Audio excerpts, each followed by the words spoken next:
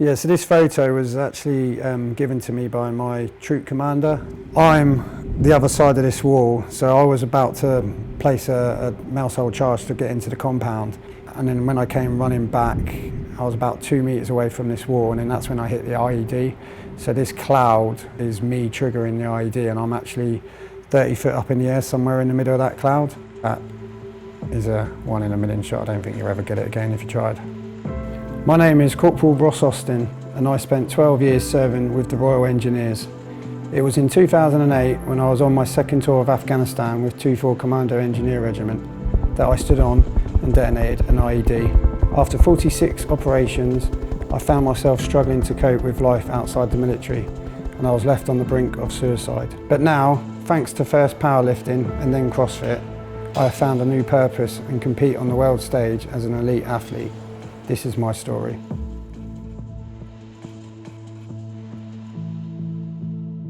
So your first tour was Iraq, 2003? 2003, yeah, in Iraq. How did you feel about heading out to a war zone? When I finished the commando course, actually my unit was already out in Iraq, so I got obviously to my unit and there was nobody there, so I didn't get to know anybody. It was quite obviously nerving on top of going to a war zone at like, how old was I, 19, 20 I think. I had all those mixed emotions, but at the same time you're like, well, you know, this is what you've trained for, this is what you signed up for, and yeah, I was ready to go. And what was the experience like?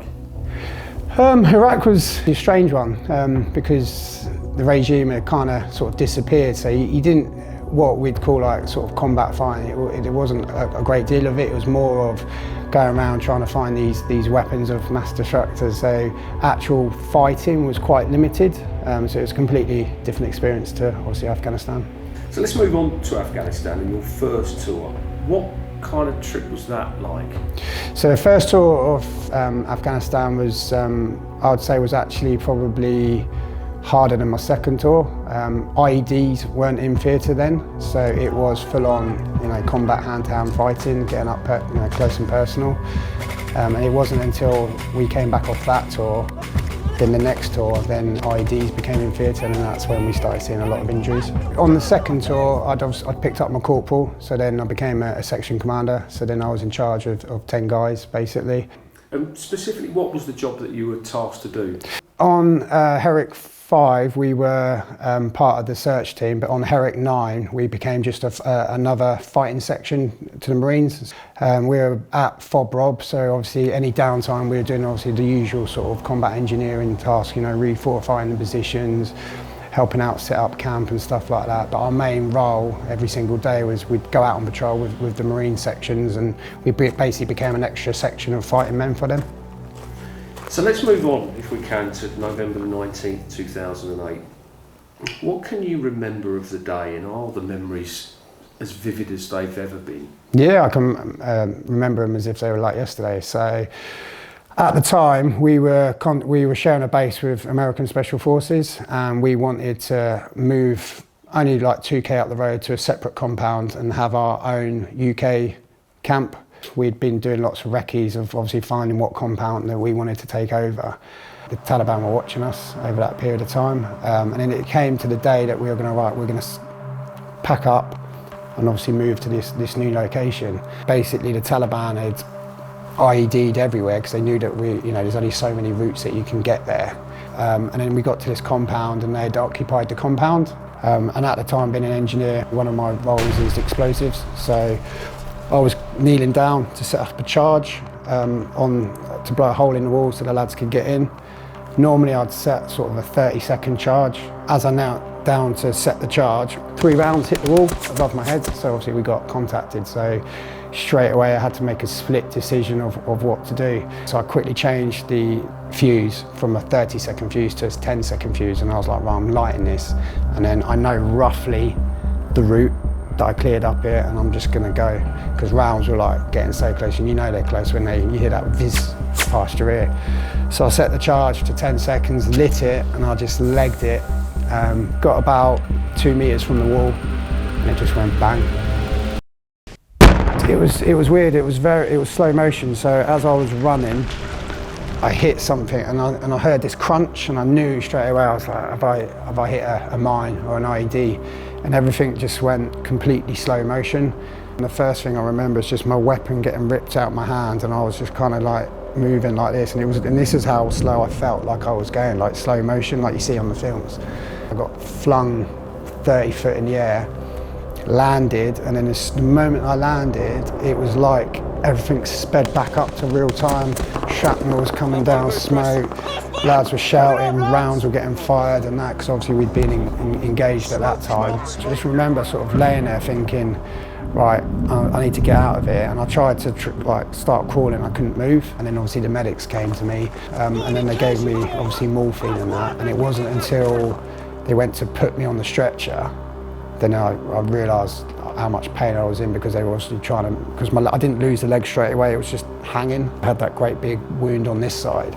So it wasn't until they went to move me onto the stretcher that I just screamed out in pain, and then I don't remember anything after that. I got casevac'd from obviously where I hit the IED on the back of a quad back to the FOB.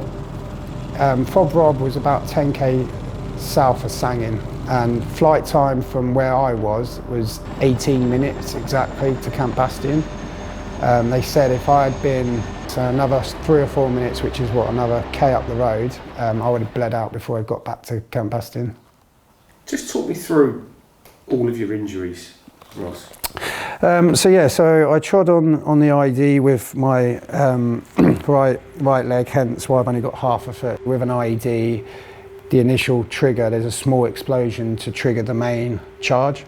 So that small explosion lacerated that foot pretty much. It didn't come off clean, but it was pretty much hanging off. They tried to save it, but it just went black straight away. The blast came from this side, hence the scar on the bottom of the leg and the big scar I've got up here. So the scar goes from my knee all the way up. I'm missing half of my glute and round.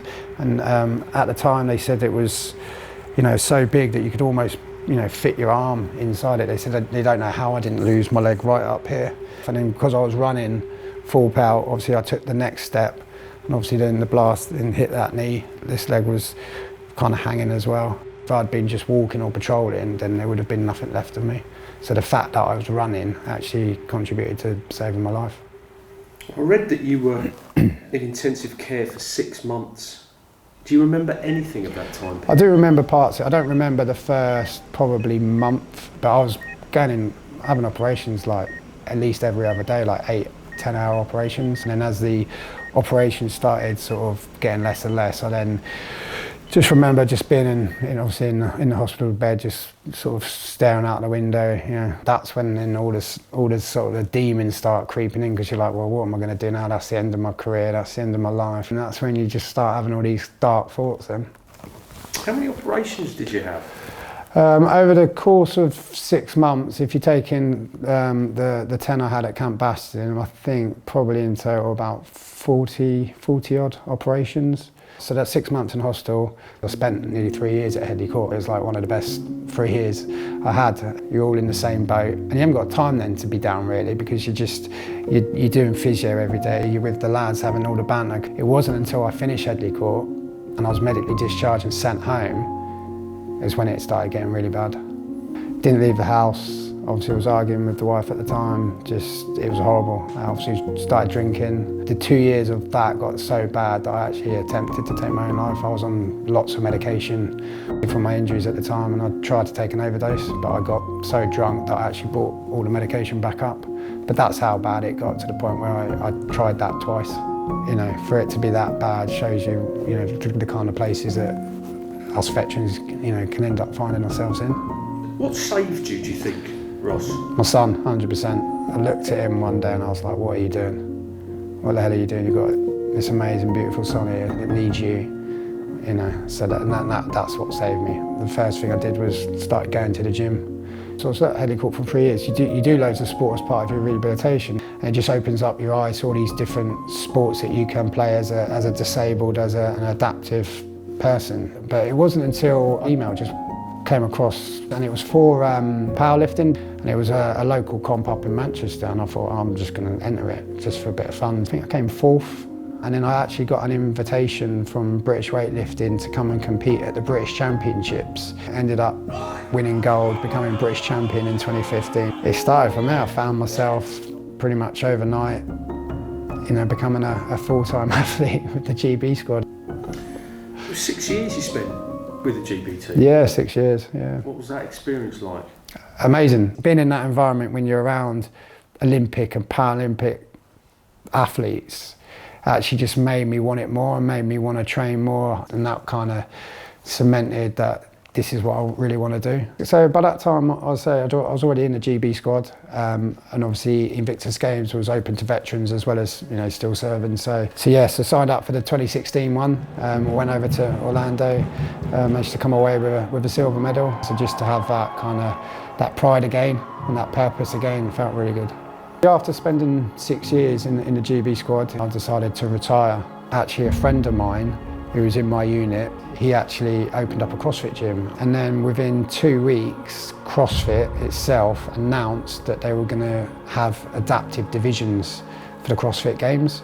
And he was like, yeah, it's perfect timing, it's made for you. He goes, that's got to be your aim now. So then I started obviously doing CrossFit. And then the second year I started competing. So I brought on a full-time coach. And within a space of a year, I found myself going from top 20 to one of the sort of top 3, top 4 athletes in my division in the world quite quickly. What's the ultimate aim? The ultimate goal eventually is to win the CrossFit Games and obviously become crowned fittest in the world in my division. You don't really do second best, do you? No, I don't do anything by half. I'm either all in or nothing. Just because you've got a disability doesn't mean you can't still have an amazing life and follow your dreams and what that. So I'm hoping, that people see me that I'm doing and following my dreams and think that, actually I can chase those dreams. I can, make something of my life. The Veterans Foundation is crucial. Veterans are struggling in civil life. So to have the Veterans Foundation supporting, giving millions to these smaller charities to keep them going, to support the veterans on a sort of local scale is vitally important. I actually used some of the veteran charities, like the smaller ones, to help me when I was going through Headley Court. Like the Veterans Lottery is a great thing to contribute to because it's helping people like myself. Given what you've been through, would you do it all again?